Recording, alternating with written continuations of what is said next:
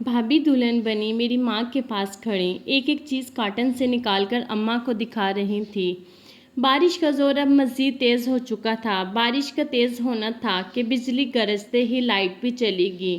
ہر سو اندھیرا چھا چکا تھا۔ نہ جانے میری امی ایسا کیوں کر رہی تھی۔ بیچاری بھابھی تو پہلے ہی ڈری سہمی تھی، اب امی کا رویہ دیکھ کر تو وہ اور زیادہ گھبرا چکی تھی۔ وہ ہاتھ میں چیزوں کی لسٹ پکڑے کھڑی تھی اور ایک ایک چیز کا نام لے کر بھابھی سے پوچھ رہی تھی، فلاں چیز کدھر ہے، کیا فلاں سامان لائی ہو؟ اس وقت جب دلہن کو اپنے کمرے میں بیٹھ کر دولہے کا انتظار کرنا چاہیے تھا، وہیں میری بھابھی اسٹور روم میں کھڑی ڈبے کا ایک کارٹن کھول کھول کر ساس کو سامان دکھا رہی تھی۔ لائٹ گئی تو ہر سو گپ اندھیرا ہو گیا۔ میری ماں فوراً گرج تار لہجے میں بولی، بہو ایمرجنسی لائٹ کہاں ہے؟ ذرا آن تو کرو، کیسا ہولناک اندھیرا پھیلا ہوا ہے۔ میرا تو جی گھبراتا ہے اس اندھیرے سے، ایک ادھر ٹارچ تو لائی ہو نا۔ اماں کے منہ سے یہ الفاظ سن کر میری بھابھی کو چپ لگ چکی تھی۔ اسے چپ دیکھ کر اماں نے فوراً اپنے موبائل کی ٹارچ آن کی اور ایک بار پھر طنزیہ لہجے میں بولی، کیوں تمہارے ماں باپ نے تمہیں ایک ادھر ٹارچ دے کر نہیں بھیجا؟ اسی پل باہر بادل گرجے تھے اور لائٹ بھی واپس آ چکی تھی۔ موسم ٹھنڈا تھا مگر بھابھی کا چہرہ سرخ ہو چکا تھا۔ ان کے چہرے پر پسینے کی بوندیں چمک رہی تھیں، آنکھوں میں آنسو بھی تھے۔ فوراً ہڑبڑا کر بولی، خالہ نے مجھے ہر وہ چیز دی ہے جو وہ دے سکتے تھے، اور جو لسٹ میں لکھا تھا بس ایک لائٹ ہی نہیں آئی۔ بھابھی کا چہرہ یوں سرخ تھا کہ گویا ابھی دھاڑے مار کر رونے لگ جائیں۔ اماں نے بغیر لحاظ کیے بھابھی کو باتیں سنا دیں اور بولی کہ منگواؤ ٹارچ صبح تک، سمجھی ایک ٹارچ تو دے نہیں سکے، بات کرتے ہیں۔ امی کے الفاظ بھابھی کو برے لگے۔ میں جانتی تھی وہ کمرے سے باہر گئیں تو میں بھابھی کے پاس چلی آئی۔ ابھی ان کے کندھے پر ہاتھ رکھا ہی تھا کہ وہ مجھ سے دیوانہ وار لپٹ گئیں اور پھوٹ پھوٹ کر رونے لگیں۔ ان کی ہچکیاں بن چکی تھیں۔ وہ روتے ہوئے بولیں کہ فردوس، تم نہیں جانتی میرے ماں باپ نے کتنی مشکل سے یہ جہیز اکٹھا کیا ہے، ہر وہ شے دی جو تمہاری ماں نے کہی تھی۔ یقین مانو میری ماں نے اپنی ماں کی نشانی، ان کا زیور بیچ ڈالا۔ میرے ابا نے اپنی زمین جس پر ہم اناج جگایا کرتے تھے وہ گروی رکھ کر پیسے اکٹھے کیے تاکہ میری اچھے گھر میں شادی ہو سکے اور میں خوش رہ سکوں۔ میں نے بڑی مشکل سے یہ شادی کی ہے، ورنہ میں دیکھ سکتی تھی میرے والدین کی مسکراہٹوں کے پیچھے چھپا ہوا درد۔ میں تو رخصت ہو کر یہاں آ گئی، مگر اب 2 سے 3 دن بعد قرض داروں کی لائنیں لگنا شروع ہو جائیں گی۔ باہر لاکھوں روپے کا قرض وہ کیسے چکائیں گے؟ بھابھی ہچکیاں باندھے رو رہی تھیں۔ انہیں روتا دیکھ کر مجھے شدید دکھ ہوا۔ میں انہیں چپ کروانے لگی اور تسلی دیتے ہوئے بولی کہ خدا سب خیر کرے گا، میں امی کی جانب سے معذرت خواہ ہوں۔ اتنا کہہ کر میں بھابھی کو بامشکل بھلاتے ہوئے کمرے میں لائی تاکہ ان کا میک اپ تھوڑا ٹھیک کر کے بستر پر بٹھا سکوں، مگر اس سے پہلے ہی بھائی کمرے میں آ چکا تھا۔ وہی ہوا جس کا ڈر تھا۔ جب بھائی نے اپنی بیوی کو یوں بکھری حالت میں دیکھا تو مزید آگ بگولا ہو گیا۔ وہ گلہ کرتے ہوئے کہنے لگا کہ تم پہلے دلہن ہوگی جو سہاگ رات کو شوہر کا انتظار کرنے کی بجائے نند کے ساتھ گھوم رہی ہو، اور یہ حلیہ کیا بنا رکھا ہے، رو کس لیے رہی ہو، کس کی پھوڑی بچھی ہے یہاں؟ پہلے امی اور ابا۔ بھائی کا برسنا دیکھ کر بھابھی خود پر کنٹرول نہ رکھ سکی اور میرے پیچھے مارے خوف کے چھپ کر رونے لگی، اور وہ آج بھائی سے پہلی بار مل رہی تھی اور پہلی ہی ملاقات پر ان پر برس پڑے تھے۔ میں نے بھائی کو گھوری ڈال کر دیکھا اور بولی، بھائی کچھ تو خیال کریں، یہ بیوی ہے آپ کی، اور انہیں تو امی نے بلا لیا تھا۔ مگر بھائی نے ہاتھ کے اشارے سے مجھے چپ کروایا، کمرے سے جانے کا کہا۔ میں جاتی بھی تو کیسے؟ بھابھی نے مجھے دوپٹے سے پکڑ رکھا تھا، مگر ہاں میں نے انہیں سمجھایا اور بھائی کو بھی اشاروں سے نرمی سے بات کرنے کا کہہ کر کمرے سے باہر آ گئی۔ ایک نظر بند دروازے پر ڈال کر گہری سانس خارج کی تھی۔ اتنی معصوم اور نیک سیرت لڑکی نہ جانے کیوں میرے بھائی کے مقدر میں لکھتی گئی تھی۔ میں نے تو پہلی نظر میں ہی بھانپ لیا تھا کہ بھابھی کے گھر والے میری امی کی ڈیمانڈ پر پورا نہیں اتر سکیں گے، مگر خیر میں کر بھی کیا سکتی تھی۔ مجھے وہ لمحے یاد آئے جب ہم بھابھی کے ہاں انہیں دیکھنے گئے تھے۔ اس سے پہلے کئی جگہ اماں اور خالہ بھائی کا رشتہ دیکھنے گئیں، مگر میری اماں کے اخلاق کے ساتھ ساتھ میرے بھائی کی کم تعلیم اور اس کے اٹھنے بیٹھنے کا انداز دیکھ کر سب ہی منع کر دیتے۔ میں نے تو سب سے بڑی غلطی یہاں آ کر دی تھی۔ اماں اور خالہ کی باتیں سن کر تو میرا سر شرم سے جھکتا چلا جا رہا تھا۔ میں نے ایک نظر اس گھر پر دوڑائی۔ معمولی سا کرائے کا مکان اور چند ضرورت کی اشیاء کے علاوہ آخر تھا ہی کیا اس گھر میں؟ مجھے تو اس گھر کو دیکھ کر ہی اندازہ ہو چکا تھا کہ میری بھابھی کے میکے والے ہم سے بھی گئے گزرے ہیں، مگر حیرت تو مجھے اپنی اماں پر تھی۔ انہوں نے تو پورے گاؤں میں ڈھنڈورا پیٹ رکھا تھا، بہو لاؤں گی تو ایسے گھر سے جو ٹرک بھر کر جہیز لائے گی۔ گاؤں کی عورتیں تو جل بھن جائیں گی جب میری بہو کا جہیز دیکھیں گی۔ اسی پل میں خیالوں کی دنیا سے نکل کر باہر آئی، کیونکہ میری ہونے والی بھابھی لائبہ میری جانب چائے بڑھا رہی تھی۔ میں نے مسکرا کر اس کے ہاتھ سے چائے کا کپ لے لیا۔ وہ عمر میں میرے ہی جتنی تھی، میٹرک تک پڑھی ہوگی، کوئی 17-18 سال کی، ماں باپ کی پہلی اولاد تھی۔ اس کے بعد بھی 6 مزید بہنیں موجود تھیں، شاید تب ہی وقت سے پہلے بیاہ چاہ رہی تھیں۔ خیر مجھے تو میری بھابھی بہت پسند آئی تھی۔ انتہائی خوبصورت اور نرم مٹھاس بھرا لہجہ رکھنے والی لڑکی تھی۔ چائے دے کر جو ہی وہ میرے پاس بیٹھنے لگی تو میری خالہ فوراً بولی، ارے ارے ارے بیٹا، بیٹھ کہاں رہی ہو؟ ذرا یہاں سامنے کھڑی ہو، ہمیں دیکھنے تو دو، بھلا ہمارے گھر کی بننے والی بہو ہے کیسی؟ اس پر لائبہ شرم سے مسکرا کر سامنے بطور نمائش کھڑی ہو گئی۔ خالہ میری ماں سے سرگوشی کرتے ہوئے بولی، باجی دیکھ لو ذرا دھیان سے، لڑکی میں کوئی نقص وغیرہ تو نہیں ہے، شکل صورت تو ٹھیک ہی ہے بس۔ خالہ کی سرگوشی بھی ایسی تھی کہ وہ میرے ساتھ ساتھ لائبہ کی ماں بھی سن چکی تھی، مگر کیا کرتی، آخر بیٹی والی تھی۔ خالہ بار بار لائبہ کو گھما کر تو کبھی چلا کر یوں چیک کر رہی تھی گویا قربانی کے لیے جانور پسند کرنے آئی ہوں۔ مجھے تو سچ میں چڑ محسوس ہو رہی تھی ان کے اس رویے سے، مگر یہ بات میری سمجھ سے باہر تھی کہ آخر امی ہم سے بھی کم درجے کے لوگوں کے گھر رشتہ کرنے کے لیے مان کیسے گئی تھیں۔ لڑکی کو اچھا خاصا دیکھنے کے بعد میری امی نے رشتے کے لیے ہاں کر دیا اور پھر چند ہی روز میں شادی کی تیاریاں شروع ہو گئیں، مگر حیرت تو مجھے خالہ اور امی پر ہوئی تھی، جنہوں نے مل کر جہیز کی اتنی لمبی فرصت تیار کی تھی کہ میں چکرا کر رہ گئی۔ کس کس چیز کا مطالبہ کر دیا تھا جو آج تک ہم نے اپنے گھر میں نہیں لائی تھی۔ مجھے تو بھابھی کے گھر والوں کی فکر ستانے لگی۔ امی کو سمجھانے کی بھی کوشش کی، مگر وہ تو مجھے جھڑک کر چپ کروا دیا کرتی۔ ان کا کہنا تھا کہ ایسے ذرا لڑکی والوں پر دھاک بیٹھ جاتی ہے، وہ ساری عمر دباؤ میں نیچے لگ کر رہتے ہیں۔ میری سمجھ سے تو باہر تھیں ان دقیانوسی عورتوں کی باتیں اور ان کے ریت رواج۔ مجھے تو بس بھائی کی شادی انجوائے کرنا تھی، مگر شادی کی رات ہی بیچاری بھابھی کو اماں اور بھائی نے آڑے ہاتھوں لیا تھا۔ 2 دن بعد سے ہی اماں نے بھابھی پر پورے گھر کی ذمہ داری ڈال دی تھی۔ وہ ایک اچھی بہو کی طرح پورے گھر کے کام کرتی رہتی۔ بھائی کے بولنے کا انداز بے حد برا تھا، وہ اس قدر عجیب جاہلانہ انداز میں بولتے کہ مقابل کھڑا دنگ رہ جاتا۔ بھابھی نے آہستہ آہستہ پورے گھر کی ذمہ داریاں سنبھال لی۔ ولیمے کے 1 ہفتے بعد بھابھی کی ماں اور اس کی بہنیں ملنے کے لیے ہمارے گھر آئیں تو اماں کا چہرہ اتر گیا۔ 1 ماں اور 6 بہنیں جب ایک قطار سے گھر میں داخل ہوئیں تو اماں کی بھویں اچک گئیں۔ وہ فوراً بلند آواز میں بولیں، یہ کیا ریوڑ گھر میں گھسا چلا آ رہا ہے؟ بیٹی کا سسرال ہے یا کوئی پکنک پوائنٹ جو سب دھڑا دھڑ منہ اٹھا کر چلی آ رہی ہو؟ میں تو شرم سے زمین میں دھنسنے لگی تھی، بس کوئی جگہ نہ ملی جہاں اپنا منہ چھپا سکوں۔ بھابھی جو خوشی سے اپنی ماں بہنوں سے ملنے جا رہی تھیں ایک دم سے ٹھٹک گئیں، چہرہ تو مانو سفید پڑ چکا تھا۔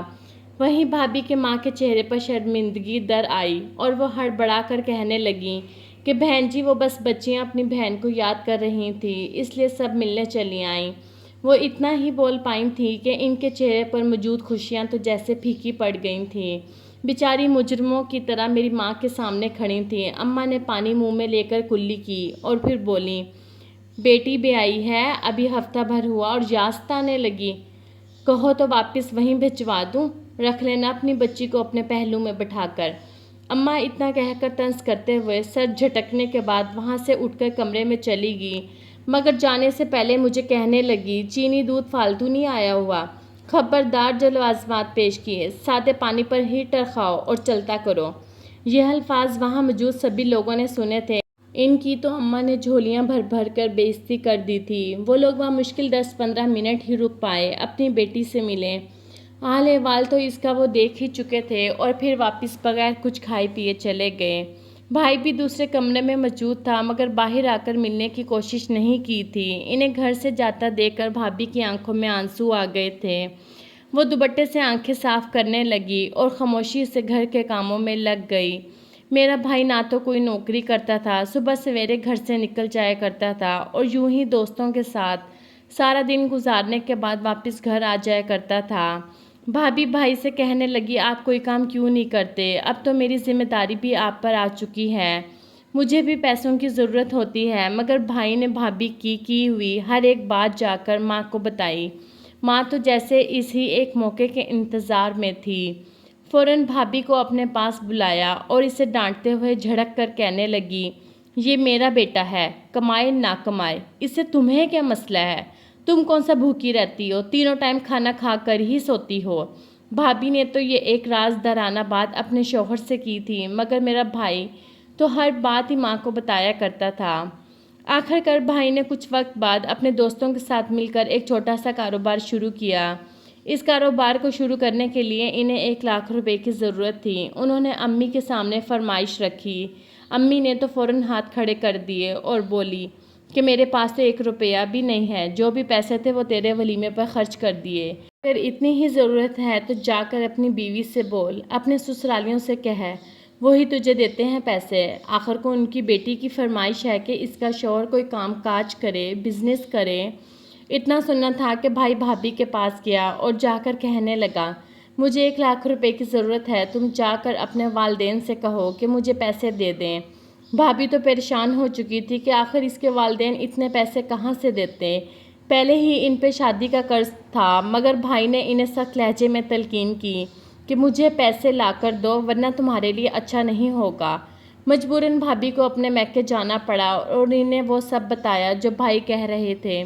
وہ بھی مجبور تھے، اپنی بیٹی کا گھر بسانا چاہتے تھے، اس لیے بھابھی کے باپ نے کہیں سے مانگ تانگ کر 70,000 روپے میری بھابھی کے حوالے کیے۔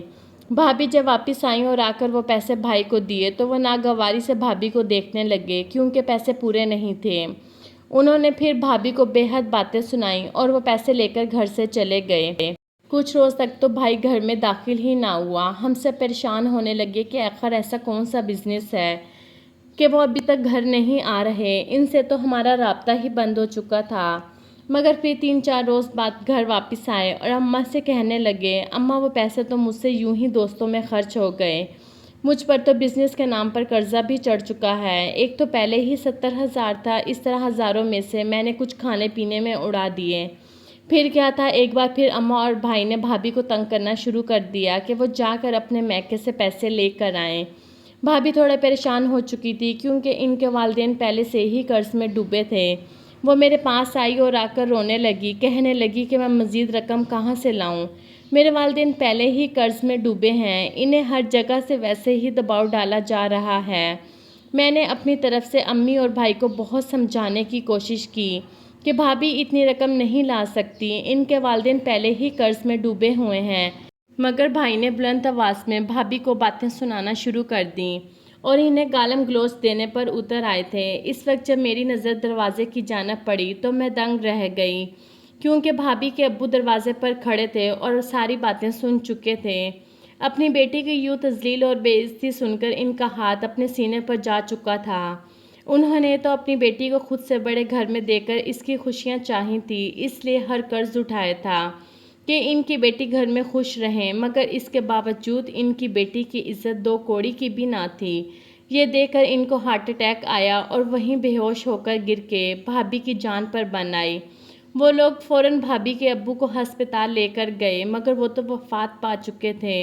یہ صدمہ بھابھی اور ان کی امی اور بہنوں کے لیے بہت بڑا تھا، آخر وہی تو ان کے واحد کفیل تھے۔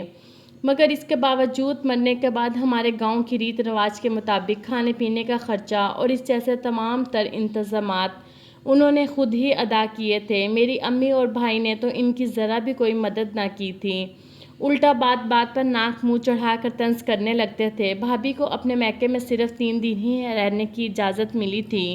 اس کے بعد میری ماں گئی اور بھابھی کو واپس اپنے گھر لے آئیں۔ اب تو بھابھی کی زندگی امی نے مزید اجیرن کر دی تھی، وہ بات بات پر انہیں طعنے دیا کرتی تھیں۔ بھائی کا رویہ تو پہلے ہی بھابھی کے ساتھ کچھ خاص نہیں تھا، وہ تو اپنی بیوی کو عزت مقام دے ہی نہ پائے تھے۔ کچھ وقت یوں ہی گزرا اور ایک بار پھر بھائی نے بزنس کے نام پر کچھ قرض اٹھایا اور وہ نقصان میں تبدیل ہو گیا اور ایک بار پھر بھابھی پر دباؤ ڈالنے لگے کہ جا کر اپنی ماں سے کہو مجھے پیسے دیں، مگر بھابھی ایسا کیسے کرتی؟ بھائی سے زبان درازی کرتے ہوئے کہنے لگی میری ماں کوئی پیسے نہیں دیں گی، اب ان کے پاس صرف وہ گھر ہی بچا ہے جس میں وہ رہتے ہیں، انہوں نے اپنی زمین تو کب کی بیچ دی تھی کیونکہ وہ میری شادی کا خرچہ نہیں اتار پا رہے تھے، اس کے باوجود آپ مجھ سے اور پیسے مانگ رہے ہیں، میرے سر پر تو میرے باپ کا سایہ بھی نہیں رہا، اب تو مجھ پر رحم کریں۔ بھائی نے جب بھابھی کے منہ سے یہ سنا تو وہ غصے سے بھابھی کو دیکھتے ہوئے انہیں تھپڑ مارا اور اس کے بعد مارتے ہی چلے گئے۔ میں نے آگے بڑھ کر بھائی کو روکنا چاہا تو انہوں نے مجھے بھی دھکا دے کر دور کر دیا اور کہنے لگے کہ یہ کیسی بدتمیز بیوی میری ماں لے آئی ہے جو مجھ سے زبان چلاتی ہے۔ بھابھی زمین پر گر چکی تھی اور پھوٹ پھوٹ کر رونے لگی تھی۔ میں نے بھائی کو ان سے دور کیا اور بھابھی کو اٹھا کر اپنے کمرے میں لے گئی اور رو رہی تھی۔ آخر ان کے ساتھ ہو بھی تو زیادتی رہی تھی، اب تو بھائی کا یہ روز کا معمول بن چکا تھا، وہ روزانہ بھابھی کو گھر سے نکال دیتے کہ جاؤ جا کر اپنی ماں سے پیسے مانگ کر لاؤ۔ بھابھی روز جاتی اور خالی ہاتھ واپس آ جاتی، انہیں خالی ہاتھ دے کر بھائی ایک بار پھر بھابھی پر تشدد کرنا شروع کر دیتے۔ اماں بھی بھائی کو مزید تیش دیتی کہ اور مار پڑواتی، مار کھائے گی تبھی پیسے لے کر آئے گی۔ ایک روز تو بھابھی پھوٹ پڑی، ان کے صبر کا پیمانہ لبریز ہو چکا تھا، وہ روتے ہوئے کہنے لگی کہ وہ مجھے کیسے پیسے دیں گی، ان کے گھر تو 10 روپے کا نوٹ بھی موجود نہیں ہے، کتنے ہی دنوں سے ان کے ہاں کھانا نہیں بنا، گھر میں موجود تھوڑے بہت آٹے سے وہ روٹی بنا کر اپنا گزارا کر رہے ہیں، اس حالت میں مجھے پیسے کیسے دے سکتے ہیں؟ خدارا ان کی حالت پر رحم کریں اور بے قصور مجھے سزاوار نہ ٹھہرائیں۔ بھابھی غصے سے بولی تھی۔ بھائی نے جب ان کے منہ سے یہ سنا تو رخت لہجے میں کہنے لگے اگر تم لوگ مجھے پیسے نہیں دے سکتے تو پھر تیرا مقصد کیا ہے میری زندگی میں؟ اماں بھی فوراً وہاں پہنچی اور غصے سے بولی ہاں جب تو پیسے دے ہی نہیں سکتی تو پھر اب ہمارے گھر میں رہنے کا تیرا حق کوئی نہیں۔ اتنا کہنا تھا کہ بھائی نے بھابھی کو طلاق دے دی اور وہ جیسے جیسے طلاق دے رہے تھے وہ آگے بڑھ کر روتے چلاتے ہوئے ان کے منہ پر ہاتھ رکھنے کی کوشش کر رہی تھی کہ خدارا مجھ پر یہ ظلم مت کریں، مگر بھائی نے 3 بار طلاق بول کر ہی چھوڑا اور پھر بھابھی کو مار کر اسے دھکے دے کر باہر نکال دیا۔ کتنی دیر بھابھی دروازے کے پاس بیٹھ کر روتی چلاتی رہی اور میں وہیں امی اور بھائی کو دیکھ کر رونے لگی اور ان سے کہنے لگی کہ میں بھی آپ لوگوں سے زبان درازی کر رہی ہوں، مجھے بھی مار کر نکال دیں۔ آخر کیا بگاڑا تھا اس معصوم یتیم لڑکی نے جو آپ نے ان کے ساتھ اتنا بڑا ظلم کیا؟ یہ مت بھولیں کہ یہ دنیا مکافات عمل ہے، آج آپ نے کسی کی بیٹی کے ساتھ ایسا سلوک کیا تو کل میرے ساتھ بھی یہ سب ہوگا جو ان کے ساتھ ہوا ہے۔ مگر آپ کو کیا جو شخص اپنی بیوی کی عزت نہ کر سکا، اس کے دل میں آخر اپنی بہن کی کیا عزت ہوگی؟ اگر مجھ سے محبت ہوتی تو شاید آپ اپنی بیوی کی بھی عزت کر لیتے۔ بھابھی روتے ہوئے وہاں سے جا چکی تھی۔ کچھ روز یوں ہی خاموشی کے نظر ہو گئے۔ چند روز بعد جب میں بھابھی کے گھر سے گزری تو میں نے دیکھا کہ ان کے گھر کا دروازہ کھلا تھا۔ میں شرمندہ تھی مگر پھر بھی میں گھر کے اندر داخل ہوئی تو دیکھا بھابھی اور ان کی بہنیں لاوارثوں کی طرح گھر میں بیٹھی تھیں۔ انہیں دیکھ کر مجھے رونا آیا اور میں ان سے معافی مانگنے لگی، مگر میں سوچ چکی تھی کہ اب مجھے آگے کیا کرنا ہے۔ چند روز بعد میرے بھائی کو ایک نوٹس ملا جس میں درج تھا کہ وہ میری بھابھی کے حصے کا جہیز کا سارا سامان اور ان کے ابو سے لیا گیا قرض انہیں واپس کر دیں۔ وہ کورٹ کی طرف سے آرڈر تھا۔ بھائی اور ماں کے کانوں سے دھواں نکلا تھا، انہیں تو یقین ہی نہیں آ رہا تھا کہ بھابھی اتنی چالاک بھی ہو سکتی ہیں، مگر پھر بھی عادت سے مجبور ہو کر دونوں بھابھی کو ہی باتیں سنانے لگے، مگر چونکہ کورٹ کا آرڈر تھا اس لیے ہمیں ماننا پڑا۔ تمام تر بھابھی کے جہیز کا سامان اور لاکھوں میں لیے گئے پیسے سب کچھ انہوں نے بھابھی کو کورٹ کے ذریعے واپس کرنا پڑا۔ میں خوش اور مطمئن تھی۔ اس کے بعد میں نے بھابھی اور اس کی بہنوں کو مشورہ دیا جس کے بعد انہوں نے گھر میں ایک چھوٹا سا سلائی سینٹر کھول لیا۔